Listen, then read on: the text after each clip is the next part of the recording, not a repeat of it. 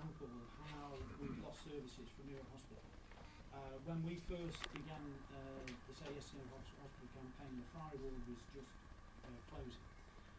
The Friary Ward, if you read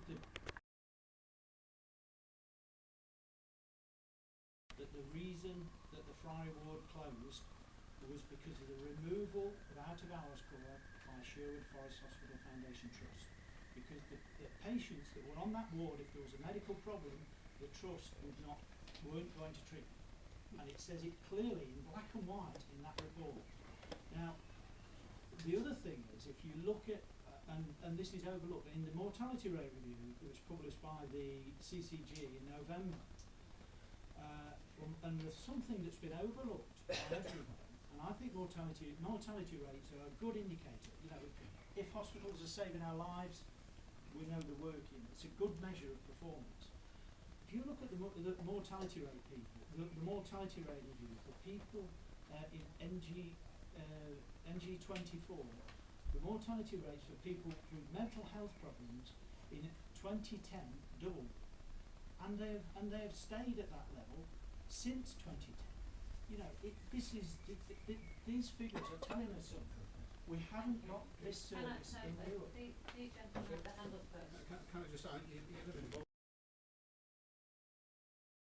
We had a big hospital in Bolton. It's called Fernwood Estate now, and looked after people that with mental health problems, and it was all farmed out to care in the community. I mean, I know about some of these things because my wife works in a mental health hospital, a private mental health hospital at Thornbury. But Friary Ward closes. Newark Hospital was built on a specialist big hospital that cared for the elderly, people who had strokes, people who had mental health issues. But that was closed, and Newark Hospital was built on there. You know, it again goes to prove that and show that there's been a steady detraction of services. Friary Ward shuts, and where do the patients go? The other side of Mansfield. How can people go on visit? Thank you. Do you want to comment? Yeah, it's just in relation to Maureen, if I may.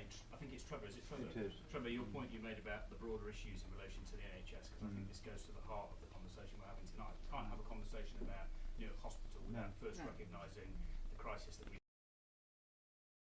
And I was born in Nottingham City Hospital. It was the hospital that cared for my gran 2 months ago when she passed away from terminal cancer. And it's an outstanding hospital, and we should say that people do a really good job in the NHS. But the broader issue is this. There is a choice to be made about where we spend our money when we're talking about the NHS, and when we're talking about elderly people who are suffering from Alzheimer's and suffering from mental health issues. One of the biggest issues facing this country at the moment that's not spoken about. And it won't only get solved by improving acute care, but actually by improving social health, as well as Dilnot set out in his commission. But let me just say this, and this was a question that struck me when I was reading the issues about Newark Hospital. The question I think many people in the community will be asking is, why are we not spending money on those things? Why are we not spending money improving services in Newark Hospital?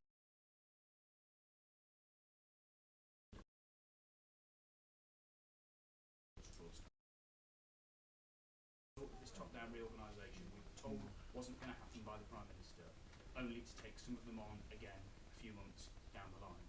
And that is a huge question for me, because we're spending money essentially on redundancies and legal consultancies when that money should be being spent on social care and acute care, i.e. the things that help ensure people are safe and help ensure that people have a good quality of life.